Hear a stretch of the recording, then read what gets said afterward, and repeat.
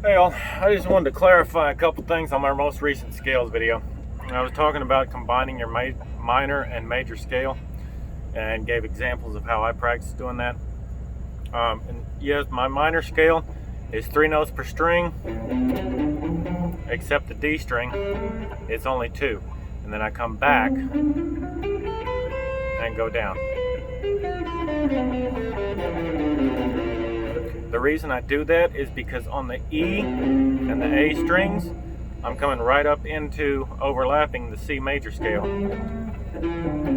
It doesn't make sense to me to keep overlapping when I can just go here, and then every string from here down, once I end the scale, come to the end of it, the C scale starts 2 frets up, because that's where the C starts, that's where the A minor ends, on that string. On this string, A minor ends right here. Same on the B and the E. On the B and the E, 2 frets up. That's the first string, or the first fret for the C major scale.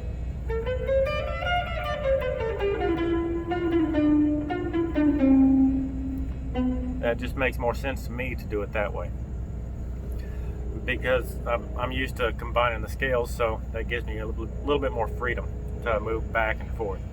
Now, another thing was, when I said when you're comfortable with your scales or with your major and minor, then start expanding them. By comfortable, I mean like that scale, like that example I gave. It was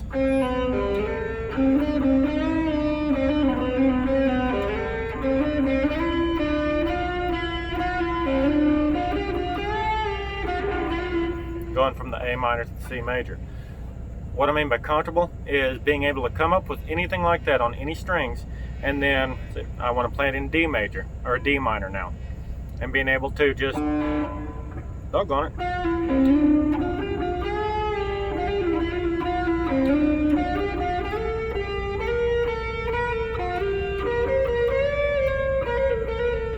and not having to worry about thinking, am I hitting the 12th fret or am I hitting the 14th fret? That just comes naturally to slide up 2 frets to hit the C, and then knowing what the scale is from there. See what I'm saying? Once you're comfortable enough to where you're not having to actually look down and think about which number fret you're at in order to combine those scales, and yeah, you can check the dots just to see where you're at for your root notes and stuff.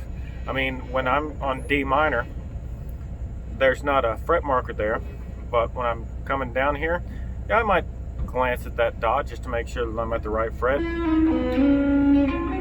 After that, I don't have to worry about it.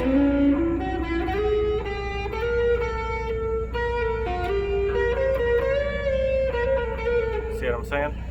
Once you're comfortable enough to be able to switch between those scales no matter what key you're in, see what I'm saying? Then expand your scales. And I put out another video talking about, like the C. If you're looking for the C chord on whether you're playing an A minor or an A major with it and all that, then the root is major, second is minor, third is minor, fourth is major, fifth is major, sixth is minor, seventh is diminished. That doesn't apply to scales now, because C, D, E. E is the third one, that would be a minor, right? But that does not mean you can use a minor scale on E and it apply to C major scale, because I'll show you what I'm talking about now. Because C major, I'm ending on the 12th fret on each of those, but once I come down to the B string, I'm going 10, 12, 13, E string, 10, 12, 13. All right, that's the C major scale. I don't know why I do that. Every time I come up on the scale, I do that. Anyway, now if you're making an E minor scale,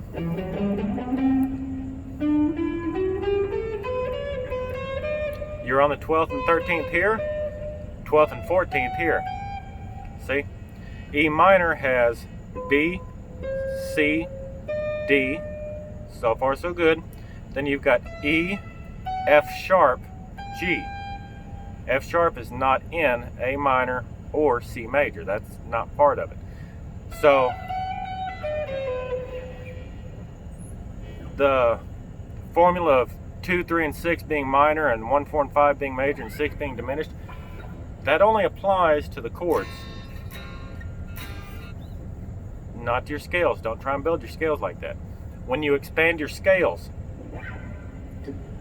if you do like I do and you build your scales yourself, then when you expand them, if you want to, I go to C minor or C major, and I start in C major and A minor to build all my scales because it's always whole notes. That's all that's in the scale.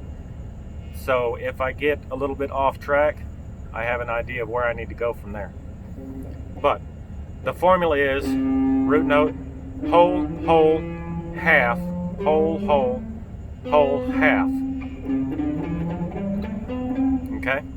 So to expand your scale, if you want to move up here on the other side of this, then whole, whole, half, whole, whole, whole, half.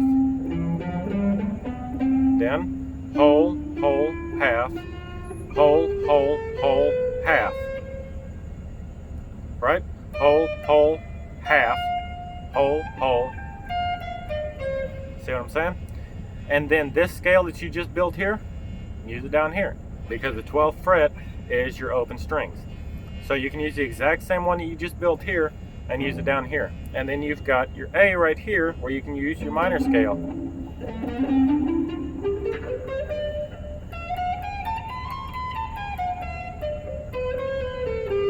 Every time. I don't know why I want to do that every time. Mental defect. But you can go ahead and build your scale, extend that C scale up into here, and then use that same scale down here. Then you can use that scale to connect to A minor, which connects to C major, which connects to that scale that you just made, which connects to A minor.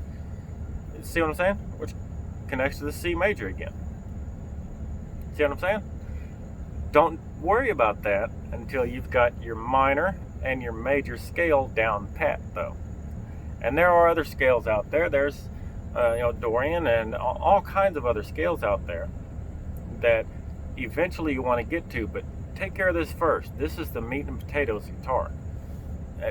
Everybody uses a major and minor, not 95% of songs now on electric guitar, chords and your major and minor and your power chords. That's what you need to know immediately. Then you can move on from there and expand your knowledge, but get that first. Yeah, that's all I'm saying. If you got any questions, if I didn't explain that right, if there's something about it you don't understand, holler at me. I'll be happy to clarify anything I say. All right?